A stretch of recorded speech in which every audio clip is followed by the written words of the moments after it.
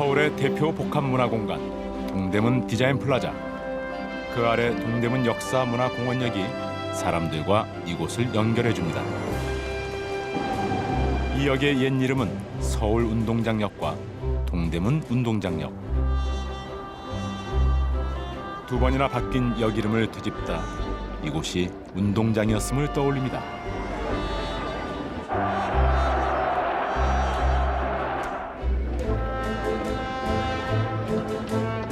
전차가 다니던 먼 옛날에도 이곳은 운동장이었다고 합니다.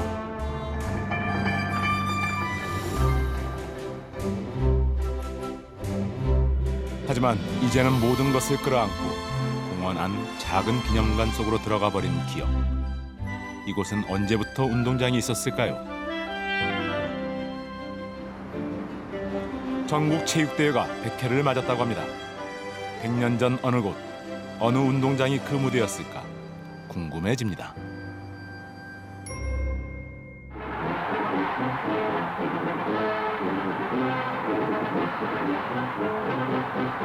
(1976년) 여름 몬트리올 올림픽에서 돌아온 72명의 선수단. 하지만 환영 행사는 단 한 명을 위해 열린 행사와도 같았습니다. 그 당시에 김포공항에 딱 그 귀국했을 때게 정모야하고 이제 그에 대해 손을 잡고 싶었는데 기자들이 중간에 다 커버하고 이제 그 선수단이 카파레이드 해야 되니까 부친하고 손을 잡고 이야기를 못했다고. 시청 앞 광장에 마련된 환영식장.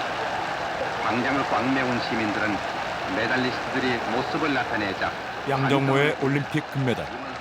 그것은 기쁨을 넘어 충격과도 같은 소식이었습니다.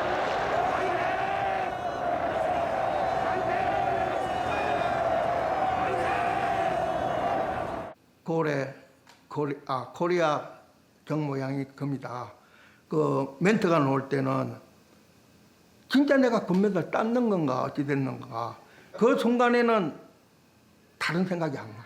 그러고 애국가 울려 퍼질 때는 눈물은 마음으로는 눈물이 나지만 그 눈에서는 눈물은 안 흘리지만 마음속으로는 눈물이 나더라고. 그러고 이제 우리 모친 부친은 이제 그 생각.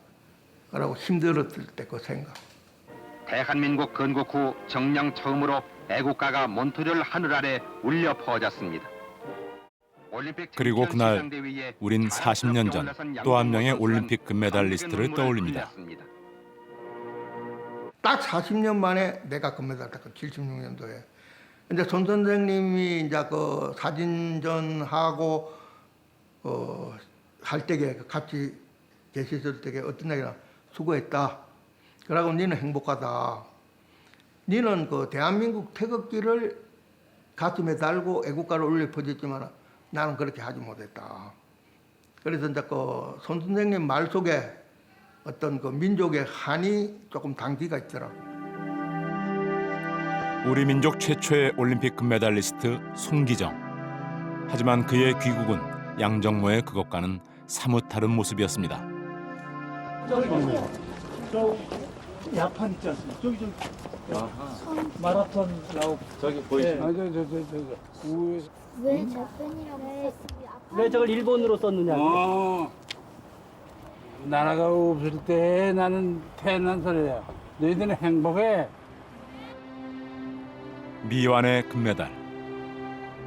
한스러움에 머물러 있던 송기정에게 양정모의 금메달은 아주 특별한 감격이었겠죠. 나라를 잃은 혼란기에도 올림픽 금메달에 대한 열정을 품고 운동장을 뛰었던 사람들. 그 올림픽을 향한 염원의 시작점은 어디일까요?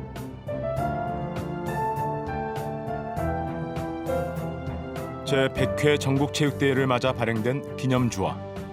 그런데 이 기념주화는 모습이 좀 특이하죠. 일반적인 동전들과 달리 그 모양이 마름모입니다.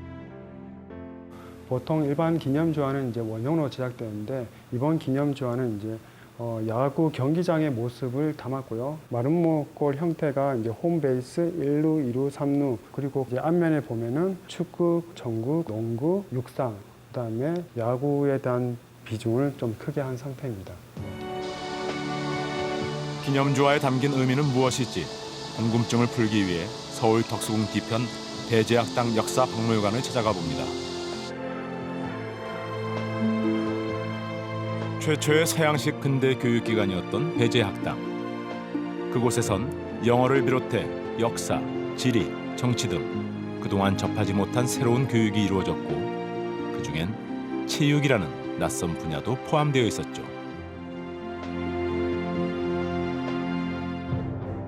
체육을 가르치고 학생들이 야구, 축구를 즐기던 학교. 당연히 학교엔 운동장도 있었습니다. 1920년 11월 4일 배제고보 운동장에 휘문 중앙 등 다른 학교 학생들은 물론 경신구락부, 천도교 청년회 등 청년들이 모여듭니다. 자세히 살펴보니 그들이 입고 있는 옷은 야구 유니폼이군요. 운동장에 모인 모두 10개 팀의 선수들. 제1회 전조선 야구대회가 열렸던 것입니다. 조선인들의 통합체육단체를 목표로 같은 해 7월 발족한 조선체육회의 첫 작품인 제1회 전조선 야구대회. 체육계에선 이 대회를 전국체육대회의 기점으로 삼고 있습니다. 100년 전 배제고보 운동장에서 야구로 시작한 전국체육대회. 기념주화가 마름 모인 이유를 설명하는 대목인 것이죠. 조선체육회가 설립되기 이전에 일본인이 만든 조선체육협회라는 단체가 있었습니다. 그래서 아마 그 일본인들이 그 스포츠 활동을 주도해 나갔기 때문에 거기에 이제 대항하기 위한 우리들 조선인들만이 이제 할 수 있는 그런 이제 그 대회를 이제 만들자. 근데 창립을 했지만 초기에는 뭐 재정이라든지 조직이라든지 활동이 굉장히 미약했었습니다. 이제 그래서 이제 활동을 해야 되는데 사방팔방으로 뛰면서 이제 했던 게 이제 그 야구 대회였습니다. 근데 왜 야구 대회였을까? 조선체육회를 창립할 때 중심 인물들 90여 명이 있었는데 그 중에 그 6명이 야구인이었고 이사 8명 중에 2명이 야구인이었습니다. 그래서 야구인이 이제 많았다는 거고 그 다음에 대회를 하는 데서 대회 강령이라든지 규칙이라든지 기록이 이제 야구가 좀 준비가 돼 있기 때문에 이제 제1회 전조선 야구대를 개최하게 되었습니다. 대회에 앞서 두루마기 차림으로 시구를 했던 이 사람은 바로 독립운동가 이상제. 이상제는 YMCA를 이끌며 체육 발전에 기여했던 인물이기도 합니다. 자, 그럼 이제 YMCA로 자리를 옮겨볼까요? 정동 배제고보 운동장에서 동쪽으로 2km 남짓 떨어진 곳. 지금도 YMCA가 그대로 자리를 지키고 있는 서울의 중심 종로 2가입니다. 100년 전 당시로서는 아주 훌륭한 시설을 갖춘 YMCA가 우리 근대 체육교육의 발상지 역할을 하고 있었습니다. 건물 안에는 체육관이 있어 탁구를 비롯한 실내 운동이 가능했고 건물 뒤편엔 농구장도 있었다고 하네요.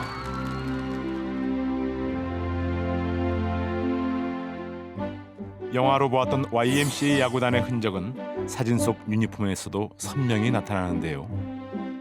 특히 우리나라에 처음 야구를 전한 것으로 알려진 선교사 질레트의 역할로 YMCA는 우리 근대 체육 발전에 큰 몫을 해냅니다.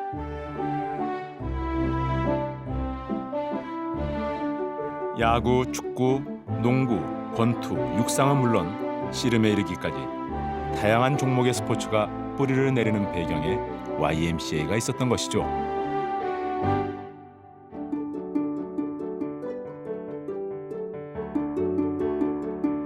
이번엔 서울 도성 밖으로 나가봅니다. 배제고보 운동장, 종로 YMCA와 함께 근대 체육 역사에 있어 중요한 장소 한 곳을 더 꼽자면 해암원 밖 삼선평을 들 수 있습니다. 서울 삼선동, 동서문동 일대를 이루던 이곳은 북악산과 낙산에 둘러싸인 분지 지형입니다. 1896년 우리나라 최초의 학교 운동회가 열렸다는 이야기도 있고 1906년 최초의 축구대회가 개최되었다는 기록도 남아있는 이곳. 이곳은 원래 조선시대 군사훈련장으로 쓰이던 곳입니다. 지금은 빼곡히 크고 작은 건물이 들어차 있지만 평자가 들어간 지명에서도 나타나듯 아늑한 평지였기 때문에 훈련장이 들어서기에 안성맞춤인 곳이었겠죠.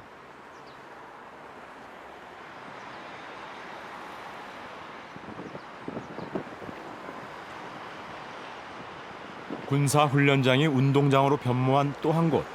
그곳은 바로 훈련원 공원 주변입니다. 조선시대 군사기관이던 훈련원 하도감이 있던 곳. 그곳이 바로 동대문 디자인 플라자가 들어선 곳, 다시 말해 동대문 운동장이 있던 곳입니다. 지난 2007년 긴 논란 끝에 운동장이 철거되고 철거 과정에서 드러난 성곽이 복원되면서 이 일대가 이제 역사문화공원이 된 것인데요. 그렇다면 이곳에 운동장이 들어선 것은 언제일까요? 1925년 5월 당시 서울의 동쪽 끝 하도감 앞 동대문 자락의 성곽들이 무너지기 시작합니다. 운동장을 만들기 위해서였죠. 그렇게 해서 5달의 공사가 이어지고 훈련원 동쪽 광희문과 동대문 사이 22,700평에 총 수용 인원 25,800명의 당시로선 동양 최대 규모의 현대식 운동장, 경성운동장이 완성된 것이죠. 경성운동장은 500m 트랙의 육상 경기장과 그 필드에 축구장이 있었고 야구장, 정구장에 다이빙대를 갖춘 수영장까지 당시로선 아시아에서 보기 드문 복합 체육시설이었던 것입니다.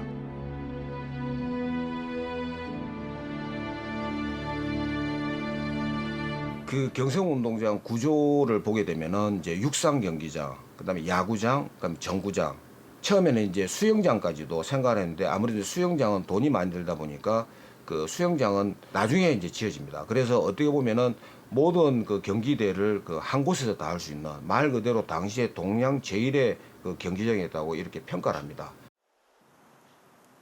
경성운동장 개장 기념 행사는 조선신궁 경기대회. 일본인들이 남산자락에 건립한 그들의 종교적 성지 신궁을 홍보하는 성격의 체육대회였죠. 경성운동장은 일제에 의해 건립된 운동장이었던 것입니다.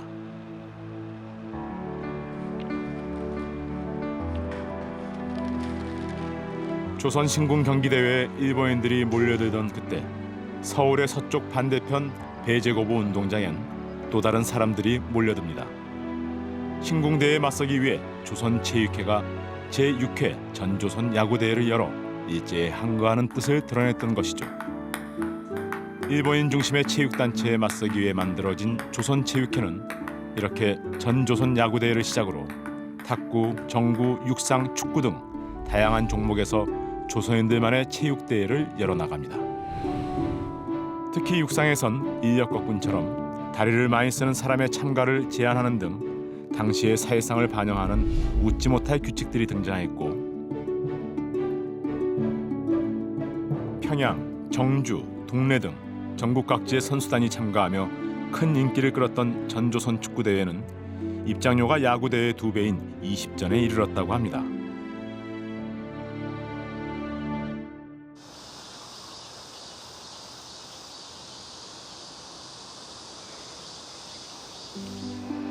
그렇다면 당시 여성들의 체육활동, 체육교육은 어떤 모습을 하고 있었을까요? 서울은 물론 평양, 공주, 개성, 전국 각지에 생겨난 여학교들은 여성의 운동 경기가 풍속을 해치는 일이라 비난받던 시대를 이겨내고 정구, 농구, 배구는 물론 야구에 이르기까지 다양한 종목에서 여성들의 체육활동이 자리를 잡는 데 큰 역할을 합니다. 특히 교육에 그치는 것이 아니라 각종 경기대회에 참가함으로써 여성 체육 활성화에 박차를 가하기도 하죠. 당시 우리 여성들의 체육 활동이 본격화되었음을 제대로 보여주는 행사가 바로 전조선 여자 정구 대회입니다. 전조선 여자 정구 대회를 개최를 하는데 사실 당시 찬반이 되게 심했었습니다. 그 학부형뿐만 아니라 그 일반 여론들도 그 좀 이건 하나의 모험이다. 근데 한쪽에서는 이제 여성들의 건강이라든지 체력 정진 이런 부분들이 나오면서 결국은 조건부가 따르게 됩니다. 그래서 대회는 개최를 하는데 그 남성들 출입을 금지시킵니다. 그래서 대회 관계자라든지 초청받은 사람 외에는 남성들은 출입을 이제 제한을 받게 되고 이제 그러다 보니까 남성들이 굉장히 구경을 하고 싶어합니다. 그래서 경기장 주변에서 몰래 이제 구경하는 이제 그런 또 진풍경도 있었습니다. 여성 체육에 대한 편견이 점차 사라지고 관심은 오히려 높아져 가고 있다는 현실이 신문을 통해 나타나기 시작합니다. 스커트 차림으로 운동장을 누비는 정구 선수의 모습이 신문을 장식했고, 전조선 여자 정구대회가 열리면 신문은 특집 화보를 구성해 각 학교 참가 선수단을 자세히 소개합니다. 특히 눈에 띄는 것은 학교마다 다른 각양각색의 유니폼입니다.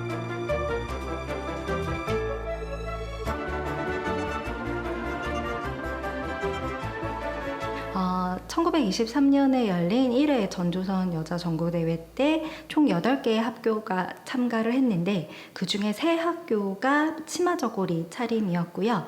나머지 학교는 서양식의 위아래 하얀색의 유니폼을 입거나 또 그 점퍼 스커트라고 불리는 서양 운동복을 입고 참가를 했습니다. 치마저고리 차림 학교 중에 그 2군데가 지방 학교였습니다. 그래서 뭐 남방에 지방에 그런 이색적인 색채를 떴다라고 당시 기사에서 그렇게 언론에서 보도를 한 거를 볼 수 있는데, 사실 이 전조선 여자 전구대회가 매회 이제 개최가 되었는데 후기로 가면 갈수록 치마저고리 차림은 사라지고 전부 이제 서양의 운동복을 입고 나와서 그게 널리 퍼진 것을 알 수 있습니다. 여자 전구대회가 개최될 만큼 종목별 대회가 활성화되자 조선체육회는 1929년부터 개별 종목별 대회를 통합해 전조선 종합경기대회를 개최합니다. 종합체육대회의 면모를 갖추며 올림픽에 대한 염원을 더 구체화하기 시작한 것이죠. 흥미로운 점은 야구, 축구의 인기 못지않게 육상의 인기도 점점 올라간다는 것이었습니다. 육상 인기의 정점엔 역시 마라톤이 자리 잡고 있었는데요. 그 여세를 몰아 1932년 미국 LA에서 열린 제10회 올림픽에 2명의 마라토너가 출전하게 되고 미국의 동포들은 태극기를 걸고 이들을 환영합니다.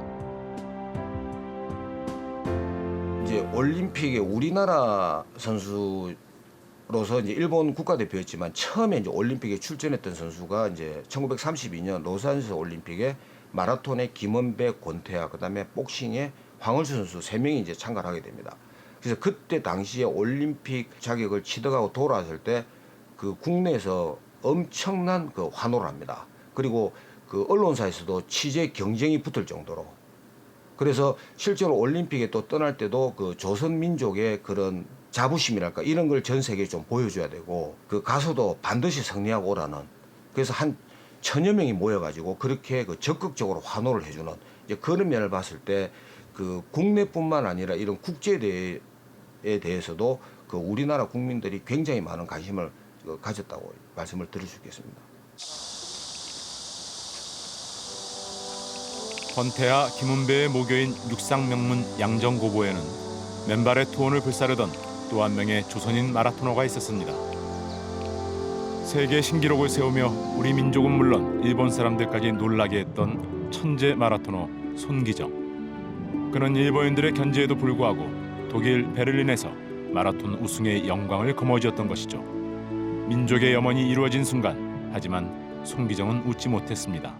일본 선수들과 경쟁해서 우리가 우수했기 때문에 그 자리를 쟁취했다고 생각을 했고, 내가 잘 뛰어서 올림픽에서 우승을 했다라고 했는데 그 결과물의 어떤 모습이 일장기가 올라가고 일본 국가가 연주되는, 그리고 더 이상은 일본 국기를 달고 뛰지 않겠다라는 그 결심을 하시는 그런 시간이 시상대의 시간이었다라고 하시고요.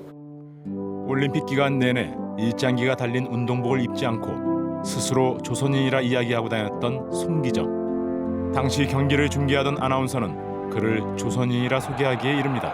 120.000 Herren lautlos sind von ihren Plätzen aufgestanden und warten und starren auf das dunkle Tor, den Eingang zum Hauptkampffeld, wo der japanische Sieger Son herauskommen muss. Er, der koreanische Student, hat die Streitmacht der Welt zertrümmert. Mit asiatischen Tugenden und Energie hat der Koreaner den Marathonlauf absolviert. Jetzt legt er einen Endspurt hin, er spurtet die letzte Gerade herunter, als wäre er frisch. Gleich einem Naturphänomen ist er herausgelaufen. Ein Naturläufer mit letzter Kraft. So läuft Son, der Marathonsieger von 1936, durch das Ziel.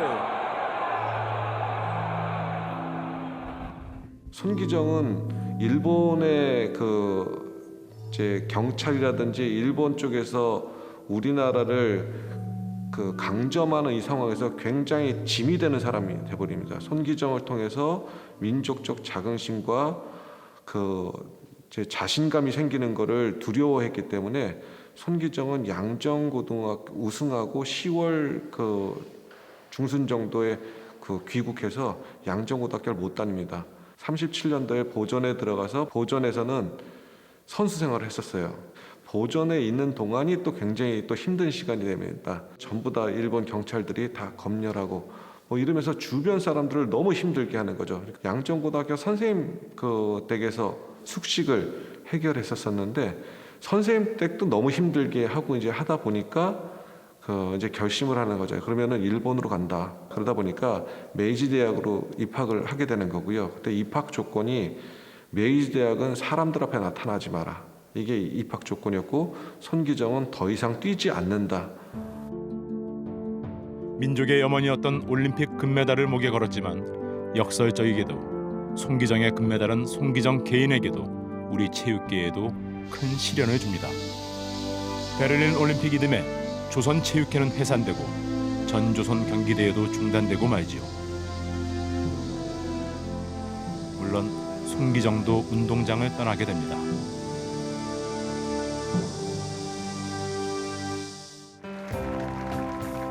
그렇게 조선체육회도 해체되고 손기정도 사라진 지 8년. 일제가 경성운동장이라 이름 지었던 그곳은 서울운동장이라 이름이 바뀌고 태극기를 앞세운 행진이 벌어집니다. 그 감격적인 행사의 기수는 바로 손기정. 손기정은 태극기를 든 채 눈물을 이기지 못합니다. 2년 후엔 손기정을 잇는 마라톤 천재가 탄생합니다. 서윤복이 보스턴 마라톤에서 우승 월계관을 가져온 것입니다. 서윤복의 우승으로 우리는 우리 이름으로 참가하는 올림픽에 대한 바람을 더 키워가고 있었습니다.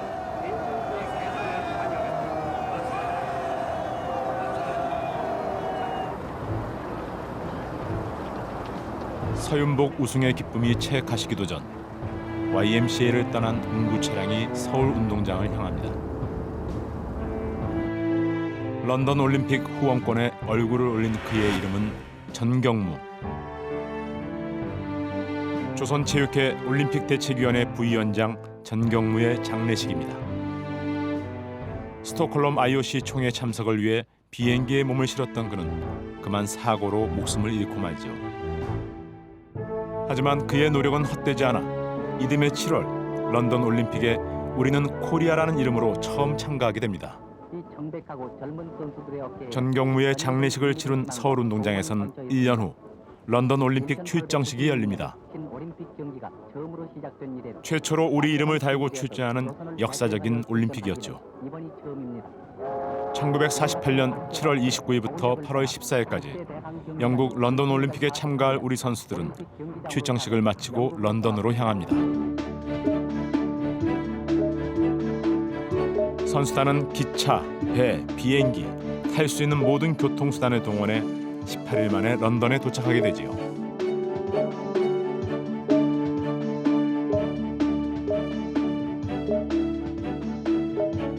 그런데 짚어볼 점 한 가지. 올림픽이 열린 1948년 7월은 대한민국 정부가 수립되기 전, 즉 정식 국가로 인정받기도 전에 어떻게 출전이 가능했을까요? 자, 우리 다시 이제 해방이 됐으니 우리 조선체육회를 부활시키고 전 세계에 나가서 우리 민족의 기량을 한번 전 세계에 뽐내고 자랑해보자. 그 첫 번째 딱 눈에 들어오는 아이템이 올림픽입니다.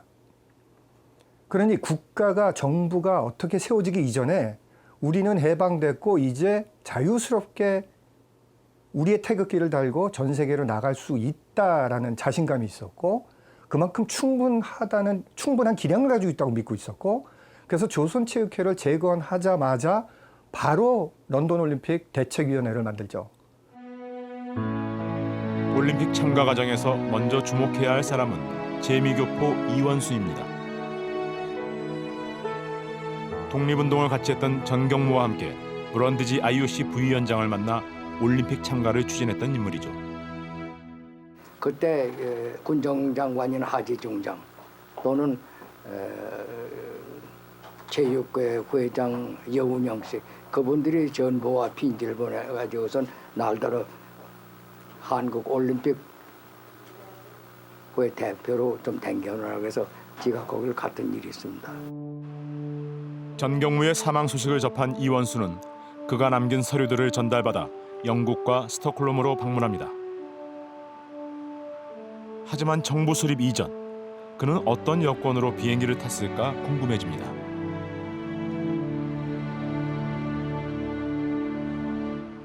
당연히 정부가 수립돼 있지 않으니까 여권도 없었죠. 그런데 이원수 선생은 그때 미국 시민이 아니었기 때문에 미국에서 오래 살았음에도 불구하고 그래서 개인적으로 이제 사제 여권을 만들어서 영국 대사관에 가서 사증을 받게 됩니다. 이제 영국 대사관에서 어이가 없겠죠. 정식 여권도 아닌데 자기가 그냥 혼자 막 작성해서 타이프라이터 찍어서 작성해서 나 이런 사람이니까 가야 되니까 사증 주셔. 하지만 스톡홀름에 도착해서도 정부가 없다는 점, 국제경기연맹 가입 조건을 갖추지 못했다는 문제에 봉착합니다. 그렇다면 두 개 중에 하나도 아니고 두 개 모두 다 요건이 안 되는 상황이었잖아요. 결국 그것을 이원순 선생이 스톡홀름에 가서 연설을 하면서 짧은 시간에 그 당위성과 어떤 필요성을 이야기했는데 그것만으로는 충분하지 않습니다. 누군가가 그것을 보증을 서줘야 됩니다. 자, 이랬을 때 이제 에이버리 브룬지가 나섭니다. 내가 여기저기 알아봤는데 하지 중장도 그것을 확인해 주었고 그리고 미국 국무성도 확인해 주었다. 그러니 조만간에 정부와 국가가 수립되고 남북이 같이 합쳐서 하나의 국가가 될 것이다. 정부 수립 이전 올림픽 참가에 힘을 보탠 또 한 명의 인물은 바로 보스턴의 영웅 서윤복이었습니다. 47년 갑자기 그 한국에서 3명의 선수가 오더니 아주 키도 조그만 야리야리한 하얀 그런 선수가 우승을 해버립니다. 세계 신기록으로. 그러니까 거기에 미국 사회가 한번 뒤집어지죠. 그리고 이 이야기가 결국은 IOC에서도 영향을 미칩니다. 분명히 이게 한국 사람이 충분히 국제사회에 나와서 같이 스포츠로서 경쟁할 수 있는 육체적 능력을 가지고 있구나라는 것을 인식시켜주는 굉장히 중요한 사건이었습니다. 그렇게 정부 수립 하루 전에 폐막된 그 올림픽에 우리는 출전했고 이원수는 단장이자 선수단의 일원으로 통역을 맡게 됩니다. 이원순이 47년 IOC 총회 참석 때 그랬듯이 선수단도 정식 여권이 아닌 여행 증명서로 런던을 향했다고 합니다. 당시에 그 한국인을 신분적으로 증명해 줄 수 있는 유일한 합법적인 정부는 미군정이기 때문에 정식 패스포트라고 하기는 힘들지만 아무튼 패스포트적인 역할을 했다고 생각이 됩니다. 영국으로 가는 경로가 홍콩을 거쳐서 인도, 이라크, 이집트를 거쳐서 이제 가는 코스네요. 그렇게 힘들게 참가한 런던 올림픽. 육상 투혼반의 여고생 박봉식은 단연 화제의 선수였고 런던 올림픽 최고의 메달 기대주 서윤복, 최윤칠의 부진은 충격이었죠. 축구 대표팀은 멕시코를 누르는 이변을 연출했지만 메달은 역도의 김성집과 복싱 한수환의 몫이었습니다. 1951년 역사상 최초로 지방에서 전국 체육대회가 열립니다. 이유는 특별했습니다. 전쟁 중이었으니까요. 대한체육회가 피난을 부산으로 갔습니다. 그래서 본부가 부산에 있는데 부산에 모인 체육인들이 우리가 이 전국 체육대회 맥을 끊으면 안 된다. 체육을 연결해야 된다 해가지고 피난지에서 부산에서 하려고 하다 부산은 이 피난민들이 많고 그래서 광주에서 하는 걸로 했습니다. 그래서 광주 서중에서 개회식을 했는데 그 개회식에는 그 당시에 전쟁 중인데도 군인들이 지원을 해가지고 표지판이라든가 이런 건 전부 군악대나 이런 건 전쟁 중에도 군인들이 지원을 해가지고 전국체육대회 한 게 32회 전국체육대회가 되겠습니다. 전란 중에도 대회를 이어간 이유, 그것은 아마 올림픽에 닿아 있을 것입니다. 이듬해 우린 전쟁 중임에도 헬싱키 올림픽에 참가합니다. 가을 하늘도 맑게 개인 4286년 10월 17일 서울 운동장에서는 우리 민족 청년의 체력을 과시하는 제34회 전국체육대전이 6,000명의 남녀 각도 대표 선수가 참가한 가운데 찬란한 막을 올렸습니다. 이리하여 전 21동에 달하는 전쟁이 끝나자 전국체육대회도 새롭게 자리를 잡아가기 시작합니다. 체육대회에 머무는 것이 아니라 국민들이 함께 즐기는 축제가 되기 위해 변신을 하기 시작하죠. 그 변신엔 운동장의 변신도 포함됩니다. 야구전이 벌어져서 지어진 지 30년이 된 서울운동장. 그 변화는 불에서 시작됩니다. 지난 2007년 82년의 역사를 뒤로하고 사라진 운동장의 흔적이 남아있는 이곳. 흥미롭게도 그 남아있는 흔적 두 가지는 모두 운동장을 밝히는 불이었습니다. 운동장을 운동장답게 만들었던 두 가지 불. 자, 먼저 성화대부터 들여다볼까요? 1955년 벌써 두 번이나 올림픽에 선수단을 파견했던 경험은 전국체육대회에 올림픽다운 면모를 심고자 합니다. 그 첫 번째가 성화를 도입한 것이죠. 서울운동장 가장 높은 곳에 성화대를 만들고 마치 그리스 신전에서 올림픽 성화를 체화하듯 강화도 만이산에서 체화한 성화를 모셔와 불을 옮겨 붙였던 것이죠. 국민의례가 끝나자 강화도에서 발화되어 60명의 봉정자에 의해서 리레식으로 운반된 성화가 도착, 성화대에 점화되었습니다.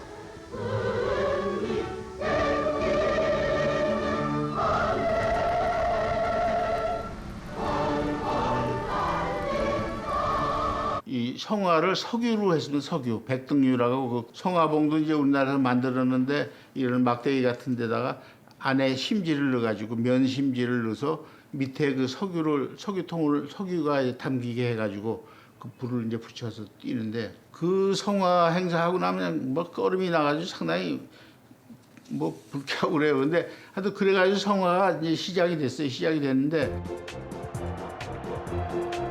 성화가 등장한 지 11년 만에 서울운동장에는 새로운 불이 켜집니다. 서울운동장에 성화라는 불이 등장하며 운동장으로서의 위상이 올라갔다면 조명탑은 실제적인 경기장으로서의 자리를 잡은 서울운동장을 상징했습니다. 한여름 수영장 야간 경기를 위해 임시로 가설한 전구로 불을 밝힌 적은 있지만 제대로 된 조명탑이 건립된 것은 운동장이 개장된 지 40년 만의 일이었습니다.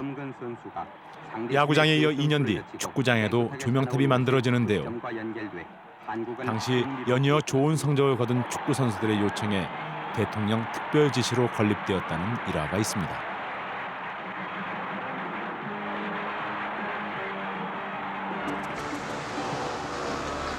그렇게 동대문에 조명탑이 올라가며 경기장의 사정이 좋아졌다면 서울 동북쪽 불암산 자락엔 선수들의 경기력을 향상시키기 위한 기지가 만들어집니다. 태릉 선수촌이 바로 그것이죠. 체육이라는 것은 무엇보다도 우리의 육체적인 체력을 양성한다는 것보다도 앞서서 정신적인 훈련과 정신적인 출발이 먼저 앞서야 된다는 것을 언제든지 생각합니다.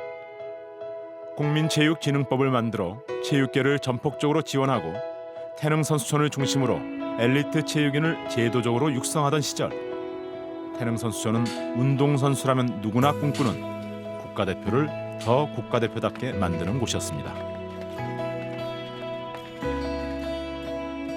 또한 당시 정권은 체육시설 건립에도 투자를 집중합니다. 경기장의 변화는 전국체육대회에도 변화를 가져오는데요. 대표적인 사례가 바로 태릉 국제수영장입니다. 실내 수영장이 생김으로써 수영 종목만 여름에 따로 대회를 치르던 하계대회를 추계대회, 즉 전국체육대회 본대회 기간으로 통합할 수 있게 한 것이죠. 대부분의 종목들이 서울운동장과 그 주변에서 경기를 치르던 시절 태릉 국제수영장은 전문 경기장 시대를 여는 서막이기도 했습니다. 전국체육대회의 또 다른 변화, 그것은 지역 간 경쟁에 열을 올렸다는 것입니다. 당시 사회상의 반영이기도 했습니다.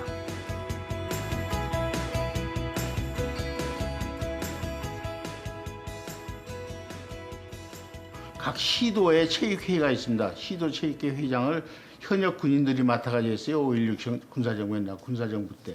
그래가지고 그 시도 체육회장을 이제 그 군인들이 하니까 역시 군인 정신을 가지고 이제 뭐 경쟁력에 들어와가지고 시도 체육회가 이제 체육에 열을 올리고 시도 경쟁 시대가 그때부터 열린 겁니다. 민족의 제전 제52회 전국체육대회가 서울 운동장에서 막을 올렸습니다. 굳센 체력, 알찬 단결, 빛나는 전진을 다짐하면서 멀리 제1교포 선수단과 전국 11개 시도 선수단이 향토의 영예를 안고 입장했습니다.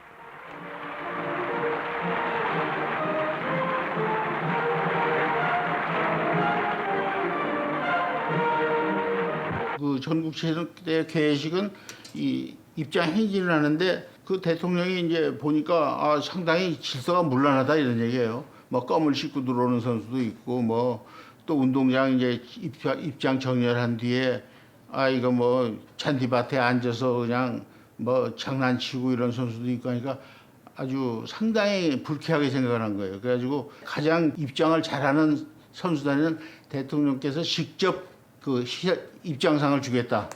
그래서 입장상이 이제 제정이 됐어요. 그리고 그 규정에 수많은 학생들이 동원되어 경기장을 수놓은 매스게임은 전국체육대회의 또 다른 볼거리였는데요. 특히 이목을 집중시켰던 것은 1967년부터 등장한 카드 섹션이었습니다. 매년 서울운동장 중앙 스탠드를 가득 메운 채 카드 섹션 판넬을 들고 있던 그들은 누구일까 궁금해집니다. 16,507명의 선수들이 참가한 뜨거운 가을 햇빛은 참을 수 있었지만 생리 현상은 정말 어렵거든요. 그러면 선생님 지금 너무 힘들어 보이시죠? 정말 그때 힘드는 생각나니까 이제 선생님한테 막 신호를 보내거나 아니면 여친구한테 얘기를 해요. 그리고 여친구 2개를 듭니다, 같이. 그냥 삐딱해지는 경우도 있고 그러면 이제 선생님이 대체해주고 그럴 때 화장실 갔다 오고 저는 화장실이 정말 싫었고요. 그다음에 그 가을 햇빛이 스탠드가 세면 바닥이어가지고요. 그 바닥이 너무 뜨거워가지고 저희 여자들은 개인 방석이 다 있었어요. 그 개인 방석이 다 스펀지였기 때문에 깔아도 스펀지 위로 오기 때문에 흔히 말하는 엉덩이가 너무 뜨거워가지고 눈물 났었어요. 한성여자고등학교가 처음으로 협동과 조화미를 바탕으로 시작한 카드 섹션은 48회 대회에서는 고작 26개 종목이었던 것이 55회 대회에서는 무려 257종의 카드 섹션이 펼쳐졌다. 그 한성여고는 하여튼 그것 때문에 아주 명문 학교가 됐어요. 카드 섹션 때문에. 왜 그러냐면 그건 다른 학교에서 할 수가 없어요. 스탠드라든가 이런 게 연습할 때 뭐 매일 학교에서 서울운동장에 와서 할 수도 없고 연습을 그랬으니까 그 당시에는 한성여고가 그 기여를 많이. 우리의 시간과 땀과 피와 당시 서울운동장 스탠드를 그대로 옮겨놓은 구조물이 학교 한켠을 차지하고 있던 한성여자 중고등학교. 다른 학교 운동장의 스탠드와는 확연히 달라 보이죠. 당시엔 원망스럽기만 했을 그 스탠드. 벌써 50년이 다 된 그 시절 추억은 어떠할지도 궁금합니다.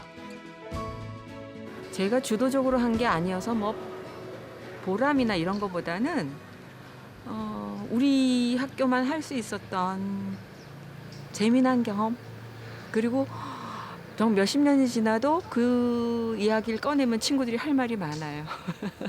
저는 군용 트럭 타고 이동했던 기억.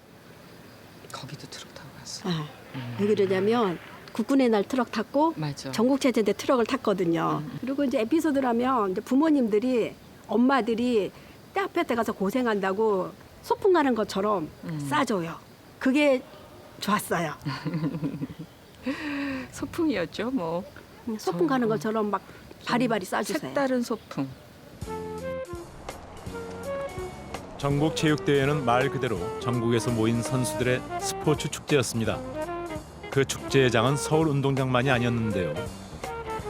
대회가 열리면 먼저 서울역에서부터 전국에서 올라온 선수단으로 북적이는 모습이 연출되곤 했죠.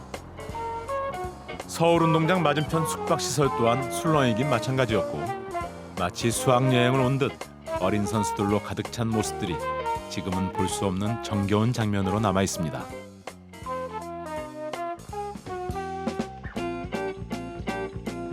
물론 서울운동장이 전국체육대회만의 무대는 아니었겠죠. 60, 70년대 최고의 인기 종목도 역시 축구와 야구. 국제축구대회나 고교야구 대회가 열리면 운동장 앞엔 표를 사기 위해 긴 줄이 늘어서기 마련이었고 표를 사지 못한 사람들은 안표 장사들에게 웃돈을 주고 표를 구하기도 했죠. 도망치는 안표 장사와 단속하는 경찰의 모습이 낯설지 않던 서울 운동장 주변. 당시 스포츠의 중심지로서 서울 운동장이 누리던 권력의 상징이기도 했습니다.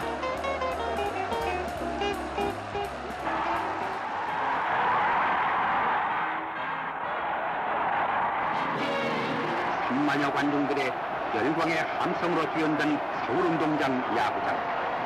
힘껏 때려 멋지게 이겨라.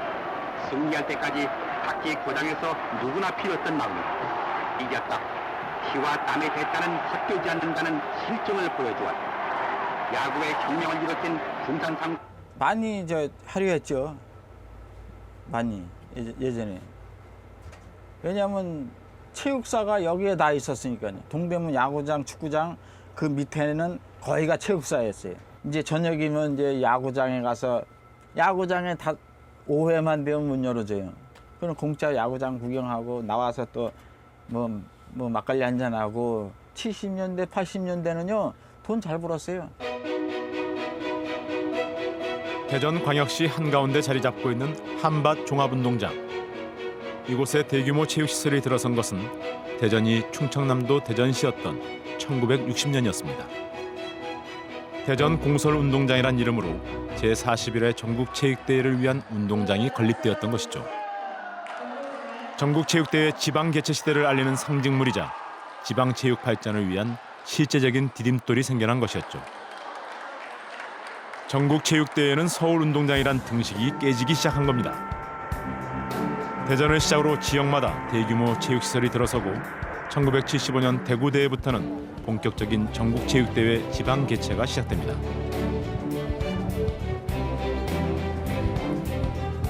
전국체육대회 지방개최는 본격적인 지역 간 경쟁의 시대를 열었고 지방체육 발전에 기여하는 것은 물론 지방문화축제로서의 역할도 해냅니다.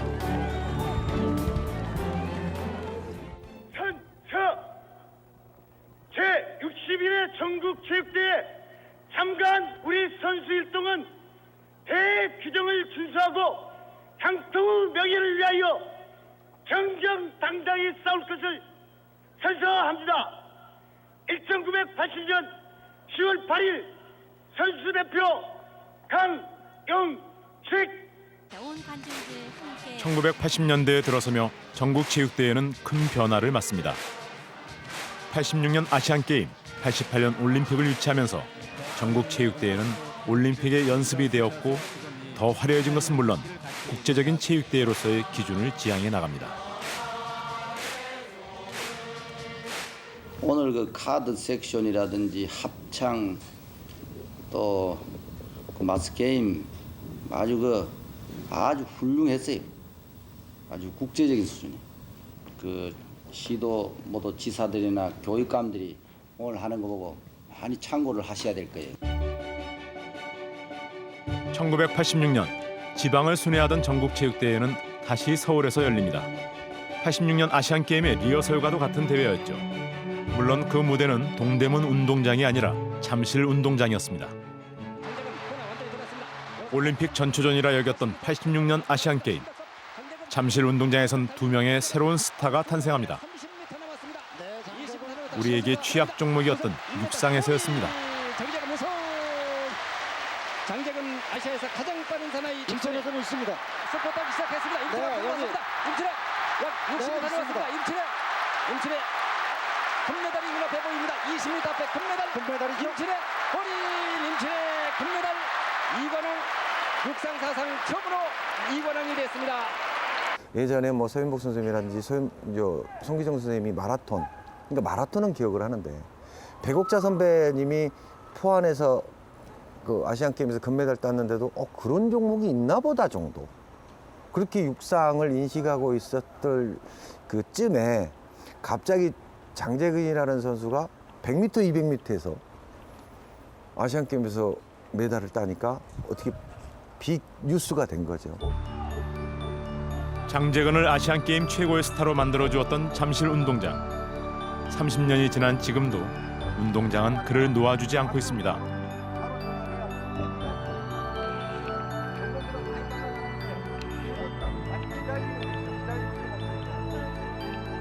운동장을 떠나지 못하는 사람은 아시안 게임 상관왕 임춘혜도 마찬가지입니다. 제가 처음 그 전국대회에서 메달을 딴 게 이 전국 체육대회예요. 78년도 인천인데 그때 인천이 땅이었어요. 땅. 200m 제가 결승 때 비가 조금 온 것 같아요. 그러면 이제 그때는 땅을 그 모종삽 같은 걸로 이렇게 해가지고 그 발딱 넣어서 이렇게 하고 아니면 조금 있는 팀들은 그 스타팅 블록을 조그마한 거 자기들이 갖고 와서 이렇게 해주고 그랬을 텐데 200m서를 얼렁뚱땅 어떻게 저는 시작이 대부분이 좀 몸도 좋지만 얼렁뚱땅 된 것 같아요. 그래서 3학년 때 정관왕을 하게 되고 그래서 전국체육대회하고 인연을 맺게 된 거죠.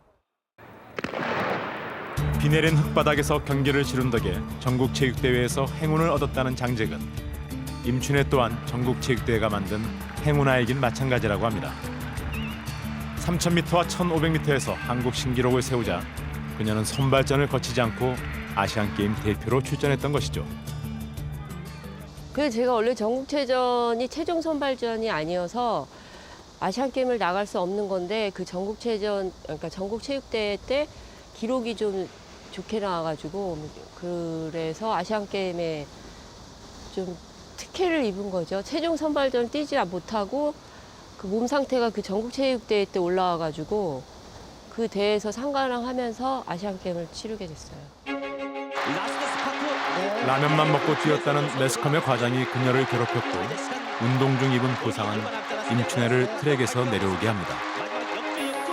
몸과 마음이 지쳤지만 그녀가 다시 설 수 있게 붙잡아주는 곳이 없었던 것이죠.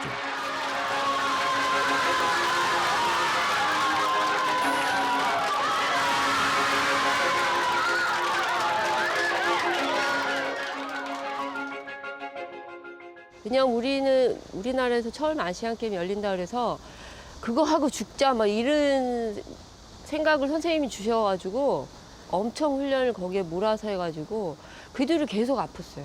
아픈 거는 다들 사람들은 생각 안 하고 정신 상태가 자꾸 틀려먹었다고 그래가지고 저는 이제 그 원인이 나왔을 때 너무너무 많이 울은 거예요. 알아주는 게 나는 정말 열심히 하는데 안 되는 거를 맨날 정신 상태가 틀려먹었대.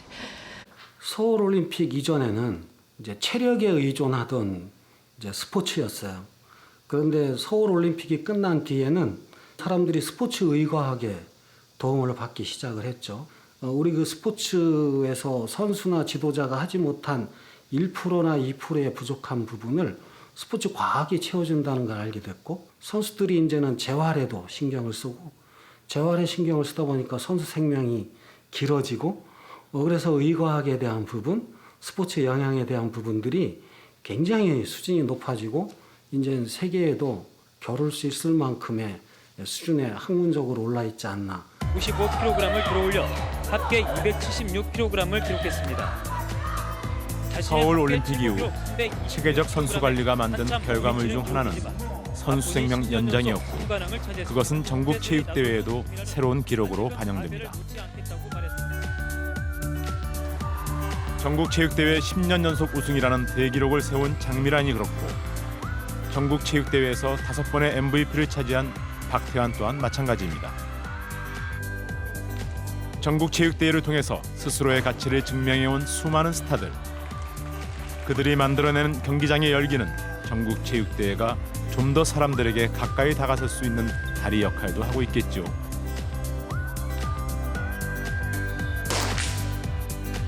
세계 선수권을 제패하고 올림픽에서 우승을 이어가는 정상급 스포츠 스타들에게 이 전국체육대회는 어떤 느낌의 대회일까요? 그들에게도 전국체육대회는 넓은 세상으로 나가는 피할 수 없는 관문일 텐데 말입니다. 전국체육대회만큼은 좀 더 예민해지고 더 신경 써서 하는 그런 대회. 왜냐하면 모든 걸 평가받는 마지막 대회이기 때문에 항상 어려운 대회였던 것 같아요. 그만큼 더 집중을 많이 해야 되고 긴장도 많이 해야 되는 대회고, 특별한 기회라면은 가족이 언제든지 와서 응원할 수 있는 대회. 먼 나라에서 열리는 대회가 아니니 항상 가족의 응원을 받을 수 있어 좋다는 진종호 선수. 올림픽 3연속 금메달리스트의 감상은 의외로 소박했습니다. 그럼 배드민턴으로 세계를 제패했던 이용대 선수에게 전국체육대회란 무엇일까요?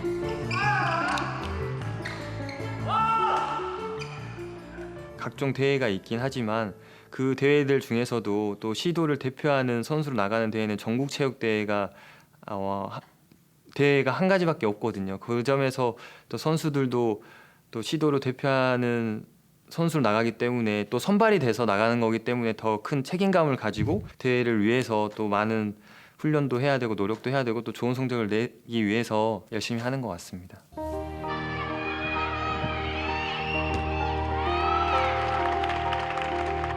제100회 전국체육대회 체조 경기가 열리고 있는 잠실 실내체육관. 도마 여제라 불리며 지난해 자카르타 팔렘방 아시안게임에서 금메달을 따냈던 여서정 선수가 힘차게 도약합니다.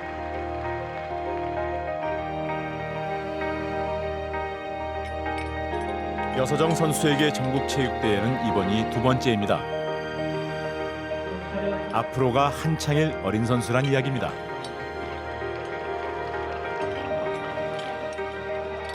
매년 새로운 성장의 무대에서는 어린 딸을 바라보며 아버지는 무슨 생각을 하고 있을까요? 실력이 돼서 하나하나 개척이 나는데 이게 좀 뿌듯하거든요. 저 때도 마찬가지로 저도 올림픽에서 은메달 따고 그다음에 뭐 오덕대에서도 금메달 따면 이게 개척이 나가는 게 이게 어떻게 보면 스릴이 있어요. 근데 아마 서정이도 그런 느낌이 있지 않을까 생각이 듭니다. 저도 스포츠도 역사의 하나잖아요. 역사를 계속 보여주고 있는 거잖아요. 그래서 더 많이 발전을 시키고 우리가 의미를 되찾게끔 해줘야 되고 엘리트 체육이 잘해야 되는 어떤 이유와 목적을 선수들한테 또 국민들한테 전 알려줄 그런 의무가 있다고 생각을 하거든요. 그래서 전국체전이야말로 100년의 역사를 가진 대회들이 있을까요? 새로운 것도 만드는 것도 중요하지만 이 역사를 보존하고 계속 지속적으로 가져가는 것은 우리가 정말 지속적으로 우리가 가져가야 되는 어떤 지향적인 어떤 목표가 되어야 되지 않을까라는 그런 생각이 들어요.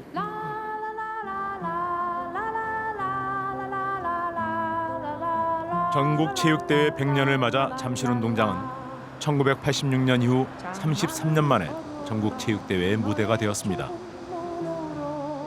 그 사이 서울엔 어떤 변화가 있었나 기억을 더듬어 봅니다. 창문을 열어라 춤추는 산들 바라. 잠실운동장이 생기며 역할이 작아졌던 동대문 운동장은 이제 역사 속으로 사라졌습니다. 가벼운 풀밭 위로 나를 걷게 해주게 봄과 새들의 개발의 시대, 동대문 운동장의 조명탑과 함께 올라갔던 청계고가의 교각도 운동장의 조명탑처럼 흔적만 남기고 사람들에게 산책길을 내주었습니다. 80년 넘게 운동장으로 상징되던 그곳엔 운동장에 눌려있던 성곽이 복원되고 복합문화공간이 생겼습니다. 이곳이 운동장이었노라 외치듯 서있는 성화대. 올림픽의 상징 송기정이 처음 점화했던 동대문의 성화대도 이제 그 역할을 잠실에 내주고 또 다른 100년을 응원하고 있습니다. 마치 송기정이 임춘애에게 성화의 불씨를 넘겼던 말입니다. 우리의 존재감을 확인하기 위해 열렸던 그 야구대회가 이제 100년이 되었습니다. 앞으로의 100년, 우리 미래에 또 새롭게 세워질 성화대는 어떤 곳에 어떤 모습을 하고 있을까 궁금합니다.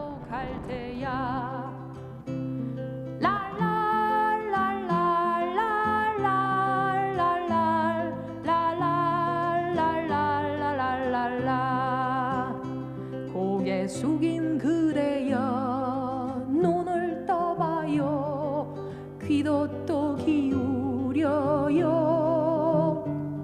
아침에 일어나면 자신 느낄 수 없이 밤과 낮 구별 없이 고개 들고 들어요 손에 손을 잡고서 청춘과 유혹의 뒷장 넘기며